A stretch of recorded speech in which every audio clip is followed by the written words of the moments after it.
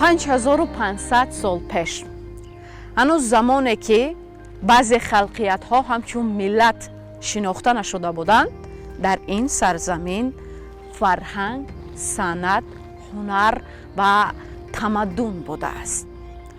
مردم صاحب هنر و صاحب فرهنگ این منطقه در هوای ثبات و آرامی عمر به سر می بردند و راهبرشان بانوی بوده است صاحب جمال، صاحب هنر که امروز با نام ملکه سرزم یادآوری می شود. سلام و درود و پیام به کل بینندگان. برنامه نوبتی روایت یا حقیقت است پیشنهاد شما از تلویزیون سیاحی و هنرهای مردمی. با ما باشد. یک جای می بینیم که آن همه روایت هایی که وابسته به ملکه سرزم در بین مردم هستند واقعیت دارند یا نه؟ بیایید می بینیم.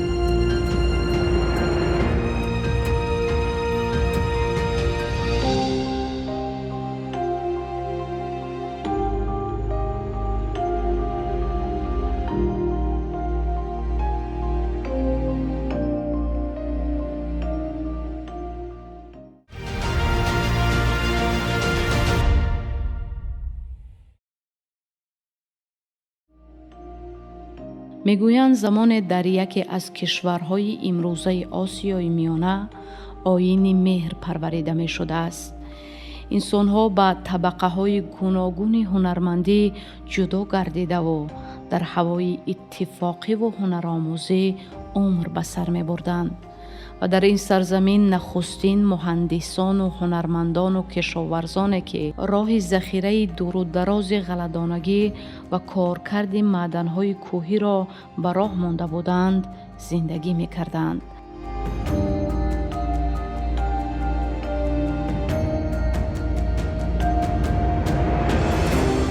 آن زمان راهبر و هدایتگر مردم این منطقه بانوی خردمند و دوراندیش بوده است که حتی پس از مرگش 1000 ساله ها باز روحش در اطراف شهرش دور می زده است.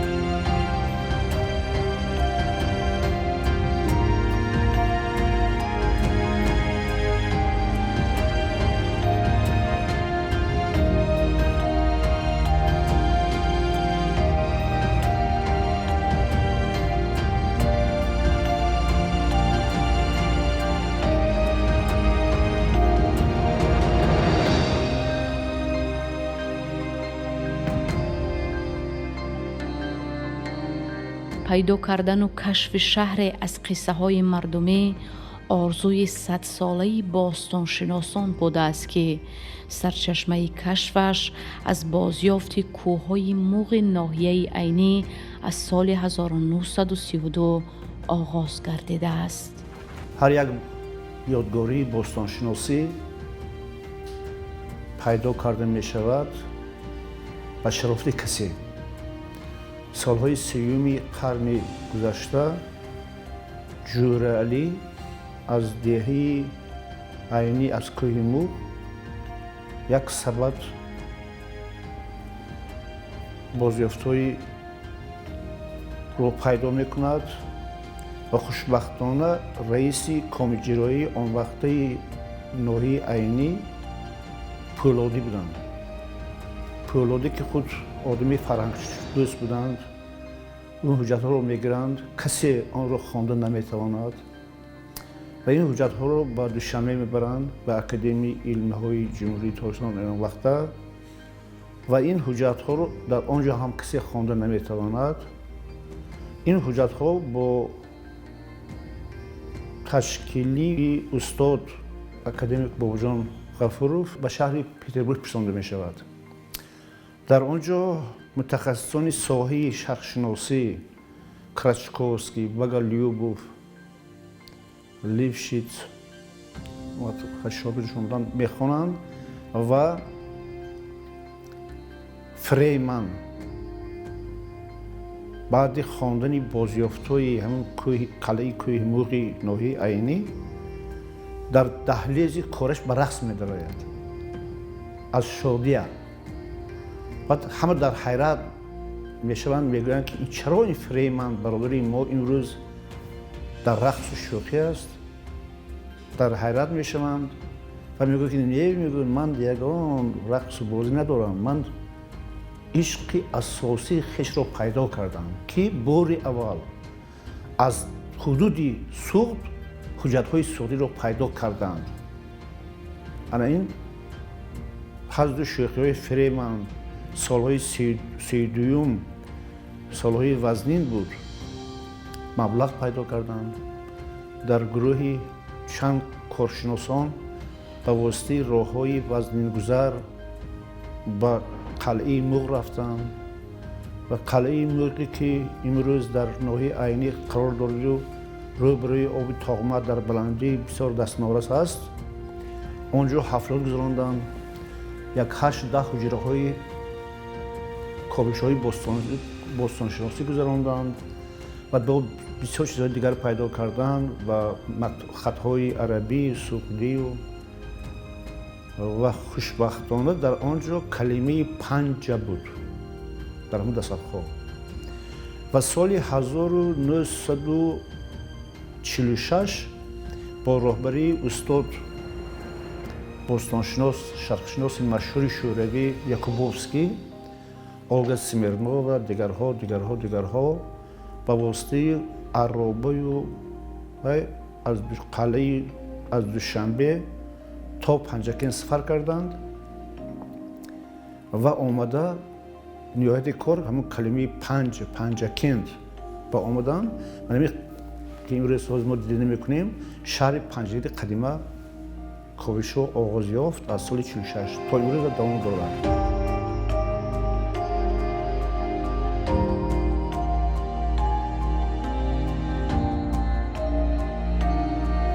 هنگام وارد شدن به ممنونگاه باستانی سرازم، قد راه لوحه‌های آویزان شدن از لحظه‌های تاریخی کشف سرازم باستان و طبق شنیده ها اولین کشافان سرازم این عبدالله جان اسحاقوف و اشورعلی تایلانوف می باشند.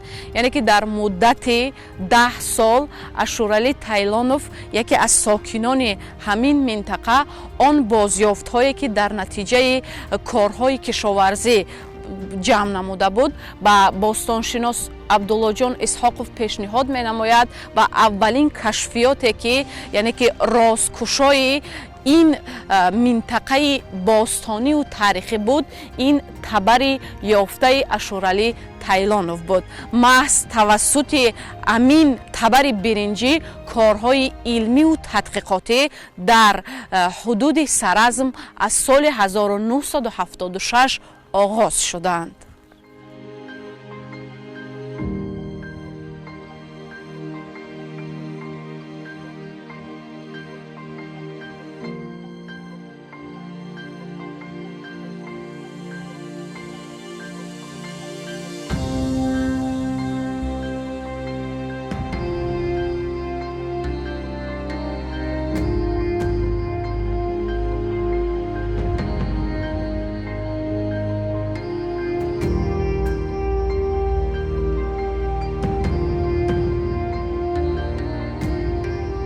تبری که ریشه ناروشن تاریخ را برید و اهل علم را به بازیافت و تدقیق گنجینه نهفته ملت تاجیک هدایت نمود، با تشبس ساکن محلی با نام اشورعلی تایلانوف پیدا گردیده است. سال 1976 در مرکز شهر پنجکند آثارخانه بنیاد گردیده است که یگانه فرزند این مرد تاریخی آرزوی دیدن آثارخانه نموده است. دست به دست یگانه فرزند راه به سوی آثارخانه پنجکند قدیم میگیرند و راه کشف سرزم باستانی را به عالمان میکشایند.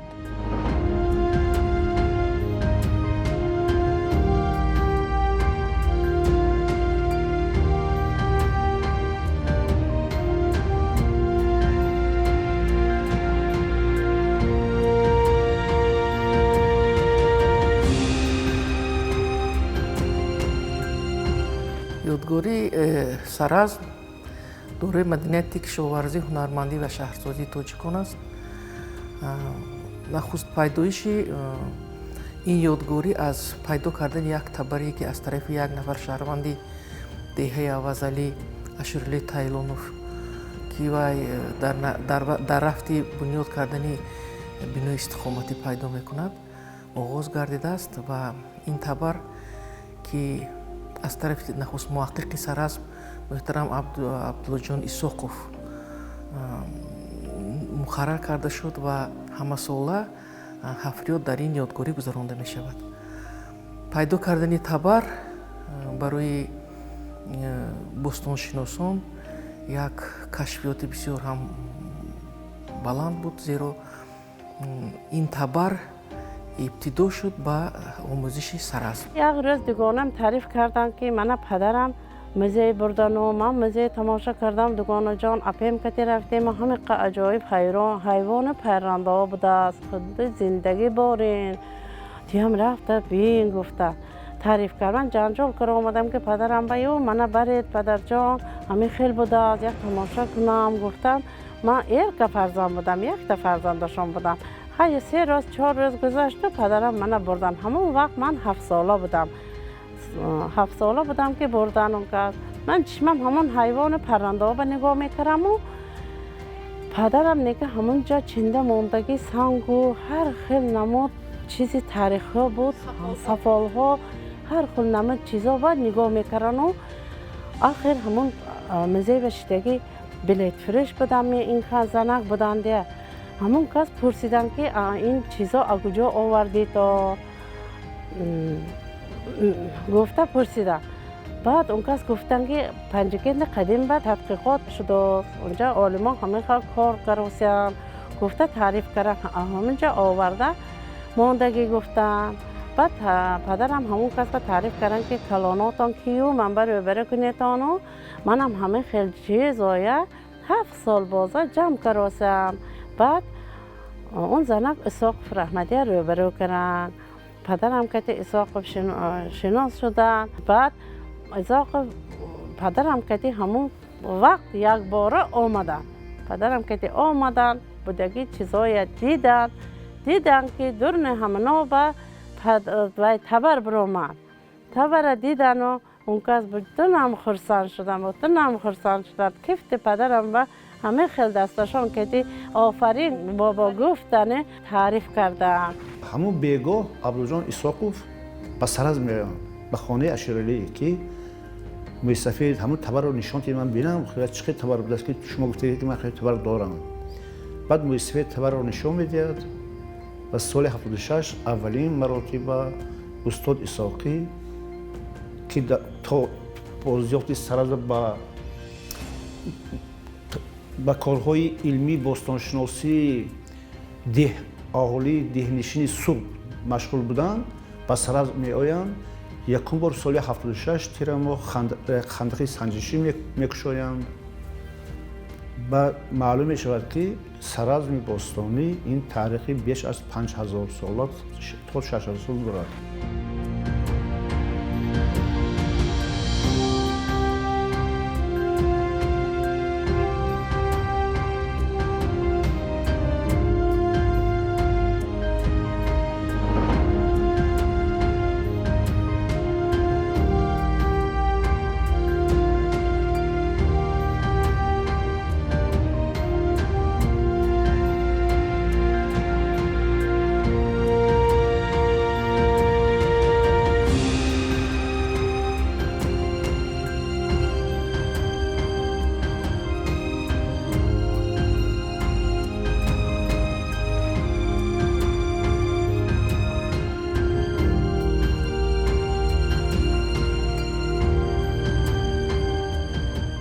ҳафриёти чорум маконе ки маликаи саразм пайдо шудааст аз ҷониби бостоншинос абдурауф разоқов.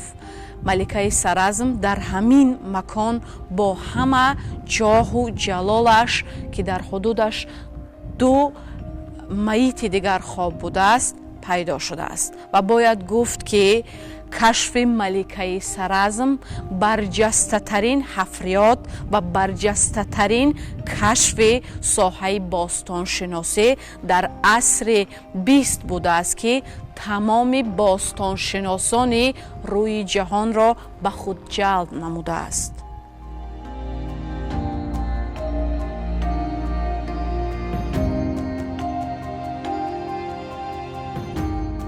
маликаи саразм пурҷилотарин дурдонае аз саразми бостон, беназиртарин бозёфти кошифони бостоншинос дар асри 20 мебошад.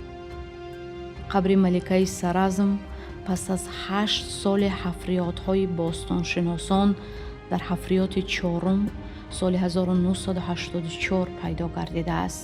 дар ин ҳафриёт тадқиқот аз соли 1981 то соли 1990 дар масоҳати тақрибан 1300 метри квадратӣ гузаронида шуда, қабатҳои таркиби замин марҳила ба марҳила омӯхта шуданд ки ба 1 то 4 қабати маъданӣ ҷудо карда шуда, 3 уфуқи болои боқимондаҳои бино мавриди омӯзиши мунтазами олимон қарор гирифта шуда, дар уфуқи поёнӣ як гӯристон омӯхта шудааст ки онро девори сангини диаметраш тақрибан 15 ва баландиаш 0.7-0.75 метр иҳота мекардааст. биноҳое ки ба қабатҳои маъдании ин гӯристони боло тааллуқ доштанд, хонаҳои бисёрҳуҷрагиро ташкил медоданд ки оташгоҳи гилин дошта ва дар шафати онҳо амборхона ва ҳуҷраҳои хоҷагӣ сохта шуда буданд.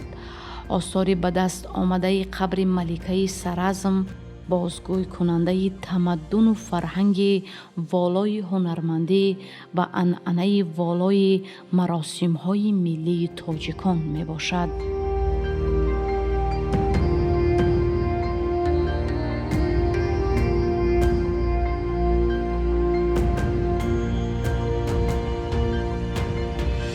дар ёдгории саразм бисёри экспонатҳое ки ҳастанд мароқи тамошобинҳоро дар худшон ҷалб мекунанд. ин қабри маликии саразм аст. қабри маликии саразма соли 1984 сол дар ҳафриёди чорум бозёфт кардаганд ки гирдогирди қабри маликии саразма пурра диаметри 25 ба 25 ба сангдевол кардаганд ки сангдевол аз сангҳои қайроқсанги дарёӣ ба шакли пирамида. қабри маликии саразм диаметри 2.5 ба 2.5 ба шакли камера канда шуда дар чуқури 2 метру 70 сантиметр ба шакли батни модарӣ ҷаста хобондагианд. ҳамин тарзи дафни маликаи саразм шаҳодат аз он ки ӯ малика буд. фарз кардем ӯро хеле дар чуқурии чуқур ки дар болаш бисёр як санги азимҷусае ки ба қуввати 10 нафар одам онро овардану гузоштан хеле душвор буд. лекин ҳаминро дар болои қабри маликаи саразм пайдо карданд ки дар чуқурии қариб 3 метр буд. ва дигар нишонааш он ки вақте ки қабри маликаи саразмро пайдо мекарданд, агар мо ба таърихи омӯзиши он аҳамият диҳем, агар дар диаметри қариб 40 метр дар атрофи қабри маликаи саразм санги дарёбод мегӯем, аз дарё оварда шуда чинда шудагиаст дар шакли девор дар баландии 120-130 метр. 120-130. барои ҳамин ин нишонаҳо аз он аст ки барои одами муқаррарӣ ҳеҷ гоҳ чунин заҳмат, чунин меҳнат ё ки чунин тарзи дафнро ягон вақт намекарданд. ин аз он шаҳодат медиҳад ки ин маликаи саразм буд ва бевосита ашрофзода буд ва тарзи дафни он ҳам аз дигар одамони ҳамон давра фарқ мекард. мо солҳои 83-84 дар хонаҳои мардуми алоҳида мезистем. بعد سال 84 در همون این روز که آثارخانه نوی جدید ساخته شده شما دیدن کردید، در اونجا یک خانه باید میساختیم. استاد اسحاقی میگفتن که عبدالرؤوف تا کی ما خانه به خانه مردم میگیریم، بیت خودمون یک امارت سازیم زندگی کنیم. بعد من همشو 70 میگذروندیم، با به طریق حشر میگفتن همون کارمندان پایگاهمون خیش میریتیم امارت میساختیم. اول 2 خانه 3 خانه، بعد 4 7 8 شد، حالا این روز آثارخانه شد. بعد همون سنگی که در بالای همون حفره 4 بود مرا در حیرت میگذارد که این سنگ در اینجا چیکار میکنه. سنگ قریب 2 تن وزن داشت. میگه در همون شفتی همون سنگ رو استاد اسحاقی کافتگی بودن، 4 قلب پیدا کرده بودن. حدودش سنگ دیوار داشت، شما دیدنی باشه دیدگی باشه. بعد همین در زیر سنگ چی هست کافتگی نبود. بعد من ساعتهای آرامی بود، از ساعتهای 3 تا 5 6 آرامی بود. بعد من همون برادرها و بچه‌ها زاهری جان و حیدر خدا رحمت کند همون بچه‌ها میگفتم که جلو همین سنگ تکش دیدن کن، این سنگ یک معما است. این معمایی هست، این سنگ در اینجا چیکار میکند که این سنگ 2 تن وزن داشتگی رو از کوه آوردن یا از دریا که آوردن، اینجا چی وظیفه دارد این سنگ؟ بعد کم کم میکافتیم. بعد استاقی وقتی که با کارهای امارت سازی سر میشون میگن که ها انجام میدتون، گفتم استاد ما هم تلی سنگ خبر میگیریم، یکم گپ دارد. بعد اومدیم پیدا کردیم، بعد تقریبا 3 متر وقتی که قبط مدنی رو تازه میکنید، قبط مدنی این الفبای ما است، باستانشناسا است. همین قبط مدنی که تازه میکنید هر یک قبطش یک سخن است، گپ است، سیر و اسرار دارد برای باستانشناسی که و البته معلومات باستانشناسی داشته باشد. چیزها پیدا شد با آینه برنجی برخورد بیلی ما آینه رو گرفتیم دویدیم نزد استاد اسحاقی. بعد ساختن که این مورد اکنون شما رزاق و عبدالرؤوف هم کار دامتید، این مورد این بچه ها کار میکنن، شما اون کار بینید. بعد پیدا شد استخوان ها و جسم و بازیافت های عقیق و لاجورد و طلا و اونا پیدا شدن گرفت.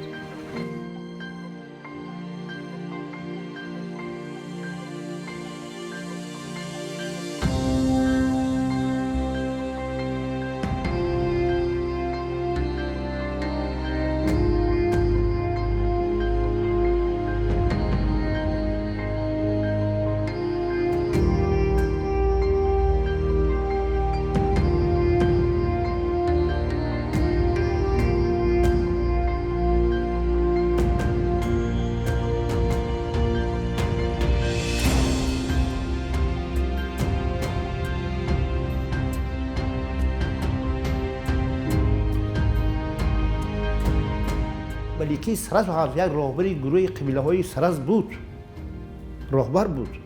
سرزمیان اینا کشمنشی نبودن، سرزمیان اینا زراعتکار، هنرمند، مقیم‌نشین بودن. اولین نشانهای شهرسازی رو در آسیا ساختن. شهر بود سرز، شهر بود. وقتی که سرز شهر بود در اروپا شهرها پیدا شدگی نبودن. یا که در امریکا تمدن مای میگن، اونجا در ساحل یک دریای بحر یک تمدن مای بود، اینها بودن. سرز شهر بود. به مثال یادگاری های هم جوار خیش در ایران باستان، تیپه حصار، شهر سوخته، شوش، ترکمنستان جنوبی، تمدن نمازگاه، اناو، اینا شهر بودن که در یک وقت وجود داشتند که در برش سرز هم نبود و می آمدن همون شهرها برای سرز در سرز هم نشینی میکردن، هم خانه بودن، هم دیه بودن و به کارکرد معدن‌های کوهی وادی زرشان مشغول بودند.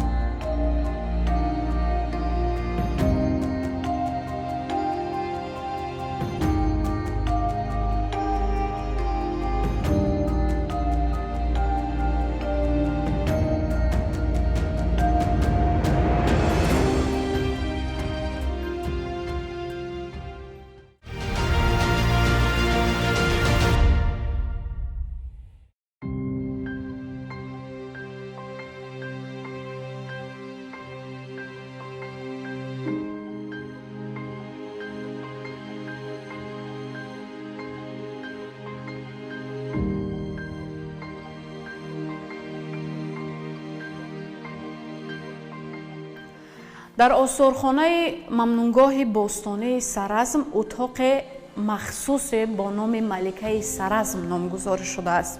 пас аз натиҷаи тадқиқоти чандин солаи бостоншиносон бо дарёфти чандин фактҳои таърихӣ муайян гардидааст ки қабре ки дар ҳудуди Саразм пайдо карда шуд қабри оддӣ нест.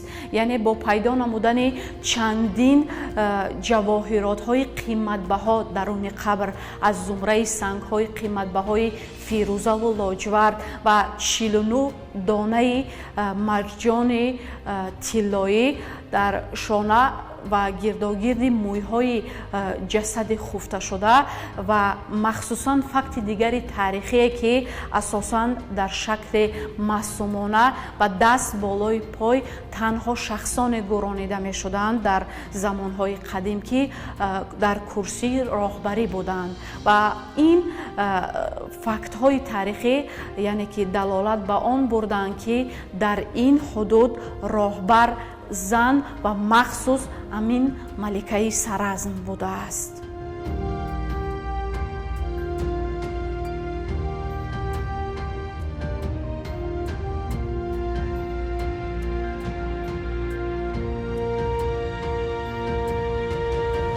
як эҳсосоти хеле аҷоибе барои ман ҳамон вақте ки вай пайдо шуд дар атрофи ҷасад ин гапро ман чандин бор дар мақолаҳоам дар китобҳоам нависам касе бовар накард.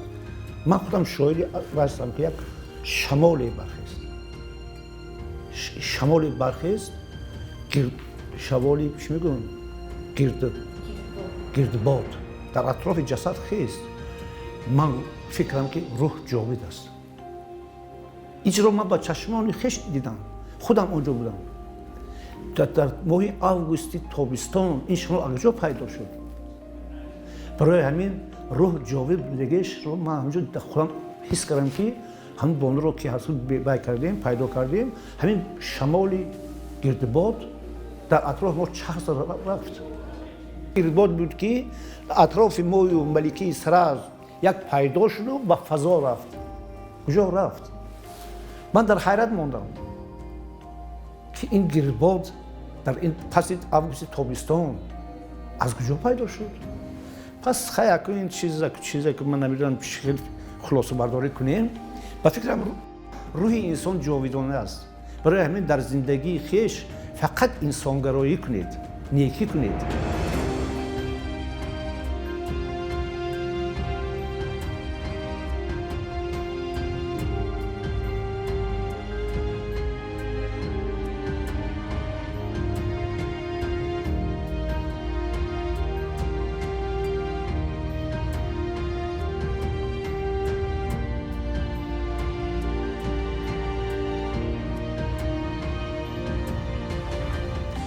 ҳамин тариқ устод исоҳ карданд ки акун абдурӯф шумо хеле Самарқанд меравед. илми қабр ки пайдо шуд беқиёфашинос антрополог сухане гуфтан мумкин нест. мутахассис дар Самарқанд буд. мо дар Тоҷикистон антрополог надоштем. шогирди Герасимов Телма Хоҷаев буданд. аз Самарқанд антрополог қиёфашиносро гифта ҳамроҳ биёед. ман рафтам Самарқанд. ман ки Телмаро хуб мешинохтам. дар хонааш як шаб меҳмон шудем. пагоҳ ҳамроҳ омадем ба Саразм. ва Телма Хоҷаев роҳбарӣ кард. як бародари асбаи мо Раҳматҷон бародарамон ки бай кор мекард ҳамроҳи мо тоза кардам бай кардам. дар асари хеш Телма Хоҷаев ирқи ҳамин хонум бонуро муайян кард ки вай зан аст, зани қиёфааш қиёфаи ҳинду аврупоӣ аст ане кард ва дар натиҷа ҳазорҳо бозёфтҳои гаронбаҳо аз ҷисми ин зан ки боқӣ монданд мо пайдо кардем ва ҳамин тариқ баъди машваратҳо суҳбатҳо номашро чӣ мондем гуфтем ки бонуи сараз яке ду ҷасаде ки дар атрофаш буданд онҳо ҳеҷ чиз надоштанд фақат он чизҳои гаронбаҳое ки дар ҷисми буд бо пираҳонаш дар шакли батни модарӣ кӯдаки то таваллуд ба камол мерасад ба ҳамин шакл гӯр карданд ва дар ёнаш устухонҳои моли майда ҳаст ки ин тӯшак ва роҳи охират.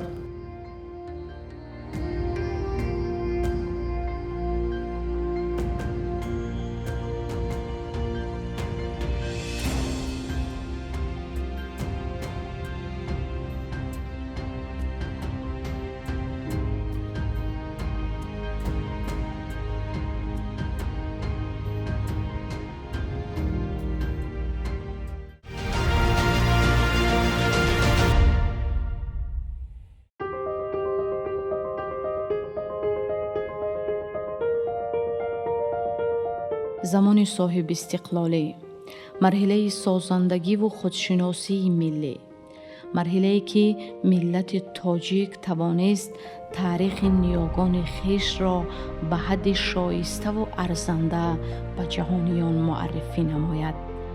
бо қарори ҳукумати ҷумҳурии тоҷикистон аз 21 сентябри соли 2001 саразм ҳамчун маркази ташаккули фарҳанги кишоварзӣ ва эҷодиёти тоҷик мамнунгоҳи таърихӣ ба бостоншиносии саразм эълон карда шуда, бо кӯшиши бостоншиносон саразм ба рӯйхати объектҳои аҳамияти фарҳанги ҷаҳонӣ дошта ба созмони ЮНЕСКО пешниҳод гардида, дар давоми қариб 10 сола саразм мавриди омӯзиши дақиқи мутахассисони ЮНЕСКО гардида, ҳақиқат доштани дастовардҳои бостоншиносон тасдиқ гардида, 31 июли соли 2010 саразм ҳамчун маркази ташаккули фарҳанги қадимаи мардуми тоҷик ба феҳристи мероси фарҳанги умумибашарии ЮНЕСКО дохил шуд. бо ташаббуси президенти фарҳангсолори тоҷик муҳтарам эмомалӣ раҳмон ҳудуди саразми бостон ҷудо гардида, бо мақсади ҳифзи ҳафриётҳои бостоншиносон болои ҳар маконе кашф гардида ба таври замонавӣ болопӯш гардидааст, ки ба як осорхонаи ҷолибе дар ҳавои кушод табдил ёфтааст.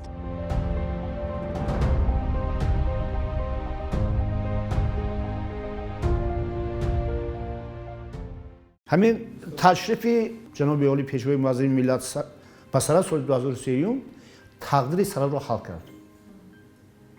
соли 2003 омаданд онҷо як мо он вақто дар ҳозир дар пленкаҳои нашр мекунем, плакат месозанд, он вақто ин чизо набуд. мо бо шарофати рассомони машҳури панҷакен лутфулло ҷанобиров, акобришо дар тунакҳо дастӣ кашиданд ки гуфтанд ки ҷаноби оли сараз мераванд. як 16-17 таблоҳо кашидем, деворҳо дастӣ кашиданд. мо ҷаноби олиро қабул кардем. баъд ҷаноби оли гуфтанд ки ҳамин ҳафтаи панҷум ки шумо дида будед, гуфтанд ки ҳамин да ман нишон диҳед. баъд гуфтанд ки ҳамин ина бинем куҷо ба инаш. ман гуфтам инаш шудам боду борон чико кард? камекек осеб дидагӣ зери хок. баъд асадулло ғуломов буданд, худо раҳмати, рӯҳашон шод бод, ҷонишини сарвазир, насли сохтон ва асадулло тан назди ман биё. гуфтанд чи саразтан таърихи 6000 сола дордан? мале, ман гуфтам 5-6 сола. агар шиш накардем барои чи? чунки шиш ва қишлоқҳо буданд я. барои шарҳ гӯем мо 5000 сол кардем. инам деҷоли ман гуфтам. گفتم چه یونسکو 5 سال بود. بعد گفتم شهر پیدا میشه، شهر 5 به شهر هیچ قشلاق بودن خالی ما این شهر کردیم. بعد گفتن که حکومت جمهوری تاجیکستان نمیماند که یک پرخشی سرازم بود باران شوید. شما یونسکو برید حکومت تجدا میکند، بالا پشت پنجره دیوار میکند، همین کاری ما میکنیم. ба ҳамин маҷлиси фавлонсозии чорба мана хезонан маълим шуст юнеско бинед шуд ман пули ҷон додам баъд 5 болопеш кардану 5 девор кардану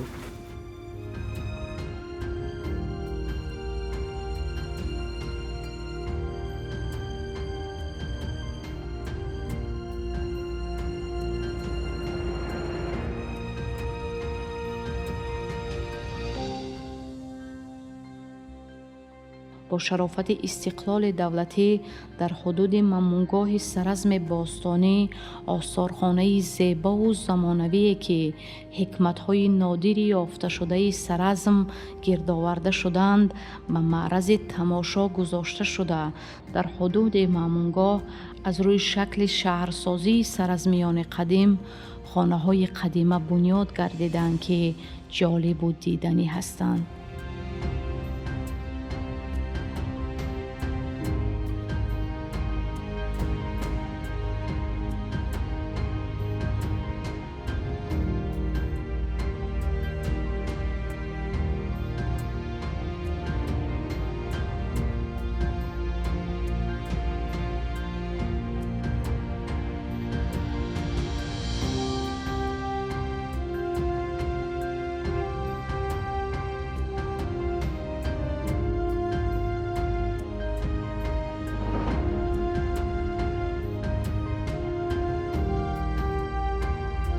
боис ба қайд аст ки шӯҳрати ганҷинаву шукӯҳи таърихии саразм ва маликааш на танҳо аҳли илм балки диққати садҳо дӯстдорони таърихро ба худ ҷалб намуда ҳамасола аз ҳар гӯшаву канори олам барои дидани нахуст шаҳри қадимаи мардуми осиёи миёна садҳо сайёҳон меоянд.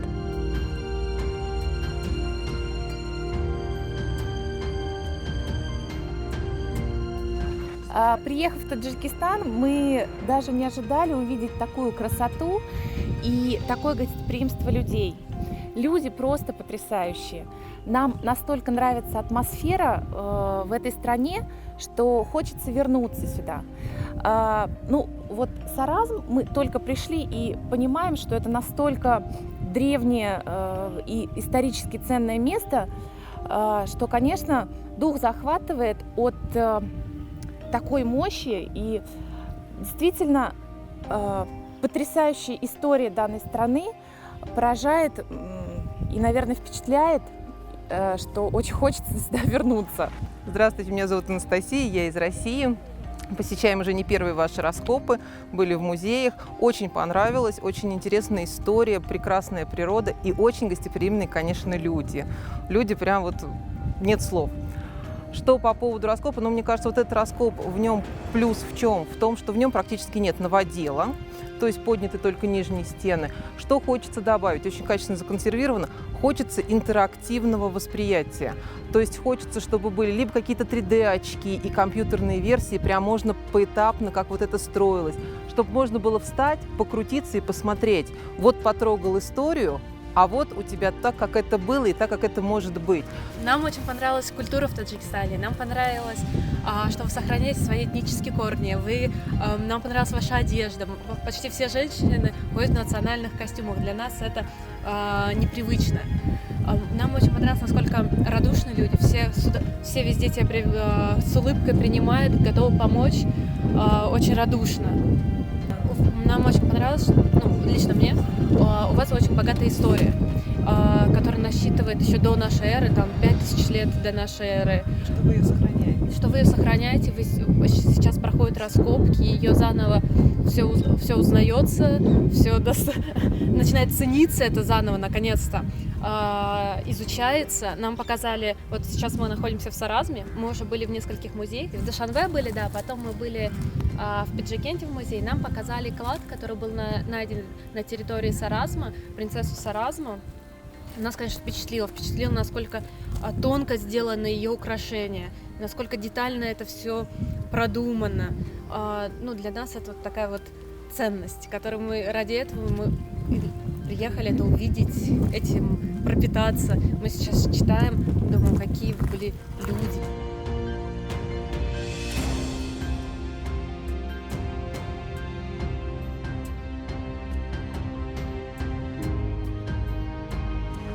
Я слышала о Таджикистане в общих, знала, что это страна, которая занимается в основном в сельском хозяйстве, занимается добычей горных ископаемых, но вот именно культурную часть страны, это для меня было впервые познакомиться. Это было очень интересно узнать, что вот Саразм, один такой старый город, 5500 лет, практически такой же старый, древний, как и пирамиды. Они тоже где-то 5000 лет. То есть люди жили и работали также в Таджикистане. Это было очень интересно узнать, что эта страна имеет такую древнюю культуру. И приятно увидеть, что строятся музеи, чтобы люди имели возможность узнать об этой культуре больше и узнать о стране, о всем этом регионе. Я бывший врач из Швейцарии, и я член общества Львов. Это Lions Club International. Эти мои друзья из Швейцарии, и мы вместе делаем это путешествие в Центральную Азию, особенно Узбекистан и Таджикистан. Это страна очень интересная, очень другая от всего, что мы знаем, поэтому нам очень нравится здесь. По-моему, это, наверное, город практически самая старая, но не знаю точно, но может быть весь мире. И очень интересно узнать, как жили люди тогда, 5500 лет назад.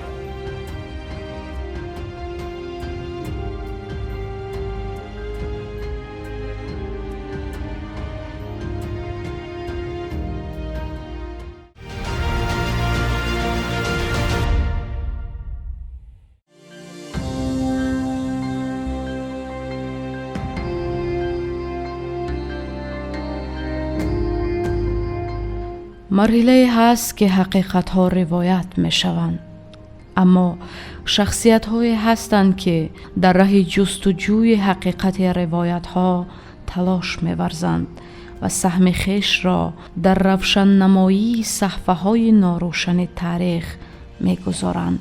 кашфи Саразм ва маликаи он нодиртарин кашфиёти бостоншиносон ба шумор рафта, воситаи асосии ҳамгироии олимони ҷаҳонӣ дар ҳудуди Тоҷикистон гардидааст.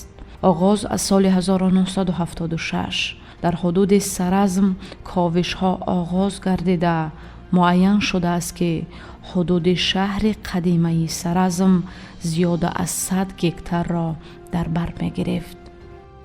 аз соли 1984 то соли 1997 экспедитсияи мунтазами Тоҷикистону Фаронса дар ҳайати Абдуллоҷон Исҳоқов, Абдурауф Разоқов, Саидмурод Бобомуллоев, Каримов, Қурбонов, олимони Институти таърих, бостоншиносӣ ва мардумшиносӣ ба номи Аҳмади Дониши Академияи илмҳои ҷумҳурии Тоҷикистон ва Франкфурт, Безинвол, Лионли, Казанова, Сибран, Фобиан, олимон аз Маркази миллии тадқиқотии илмии Фаронса корҳои асосиро оид ба муайянсозии ҳудудҳои бошишгоҳи қабати маданӣ, санъати меъморӣ, намудҳои истеҳсолот, санъати дафнкунӣ, ба низомдарории зарфҳои сафолӣ, обёрӣ ва ғайра анҷом доданд. дар ҳудуди ёдгорӣ 12 хандақи санҷишӣ ковиш гардида 13 ҳафриёд гузаронида шудааст ки 55% замини ишғолкардаи ин маркази нахуст шаҳриро ташкил медиҳад. дар натиҷаи ковишҳои чандинсолаи олимон муайян гардидааст ки шаҳри Саразм ба асрҳои 4-2 то милод тааллуқ дошта, шаҳр дорои қаср, маъбад, маҳаллаҳо ва кӯча иборат буда, سرازمی‌ها به کشاورزی و چارواداری خانگی مشغول بودند. استحصال و کارکرد فلزات نیز در این منطقه هنوز 5500 سال پیش پیدا شده و انکشاف یافته بوده است. در دوام حفریات عالمان کوره‌های فلزگدازی، خمدان‌های سفالپزی و 150 نمود اشیاهای برنجی به مانند کارد، خنجر، تبرزین، نوگ نیزه، مهر سربی، اشیاهای طلایی و نقرگی یافت شدند. هنر زرگری، چرمگری، ریسندگی، بافندگی و ساحه‌های دیگر نیز در این منطقه ترقی کرده بودند. سرازمی‌ها با ساکنان جنوب و شرق ترکمنستان، شمال ایران و سیستان ارتباط فرهنگی داشتند. از روی دیوارهای پیدا شده شهر سرازم از 4 قبط عبارت است که فاصله بین هر دوره بیش از 1000 سال است و طور مشاهده می شود از یک دوره به دوره دیگر عمارت سازی زمانوی تر پیدا شده است که امکانیت داده است مرحله رشد مدنیت شهرسازی تاجیکان مرحله به مرحله آموخته شود.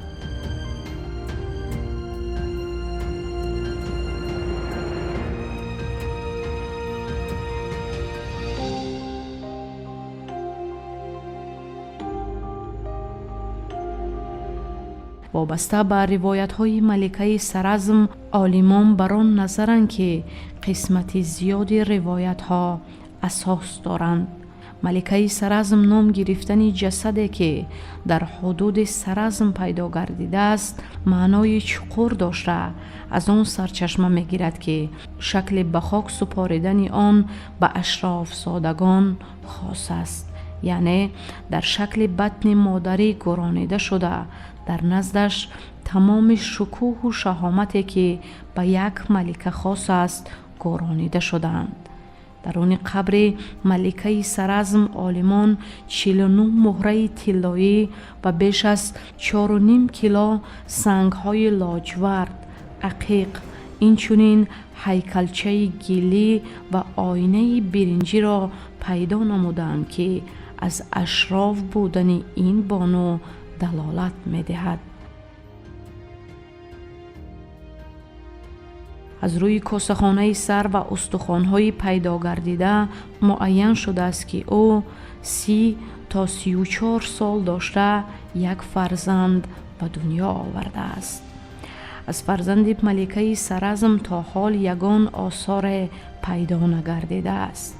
طبق گفته خادمان علم تاریخ در مدت زیاده از 40 سال کارهای علمی تحقیقاتی در حدود سرازم باستان تنها قطره از بحر یافته شده است و خلاص، یعنی از 100 گکتار حدود شهر سرازم تا به امروز تنها در حدود 17 گکتار آن کارهای علمی تحقیقاتی براه مانده شدند و خلاص.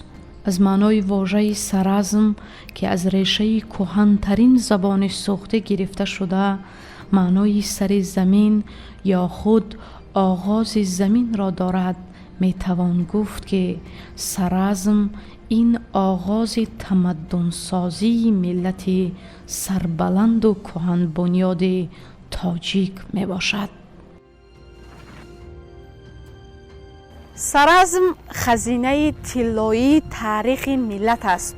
چنین گفته بود پرزیدنت مملکت محترم امامعلی رحمان هنگامی که سرازم به فهرست یونسکو در سال 2010 وارد گردید و باید گفت که کشف سرازم یک پدیده جالب بود در تاریخ کشفیات‌های باستانشناسان و وابسته به تاریخ و پهلوهای دیگری که وابسته به روایت و قصه و کشفیات‌های سرازم هستند چندین معماهایی هستند که تا حال جواب خود را نیافتند و باید گفت که زیاده از 40 سال است که در حدود سرزم باستان کارهای علمی و تحقیقاتی منتظم ادامه دارند و ما باوری داریم که در این مکانی که گنجینه نهفته ملت تاجیک نامیده شده است در آینده های نزدیک چندین کشفیات های بزرگ دیگر به عمل خواهد آمد که صفحه های ناروشن سرزم را روشن خواهند کرد. در اینجا می رسیم به فرجام برنامه روایت یا حقیقت. تا برنامه های دیگر خیر.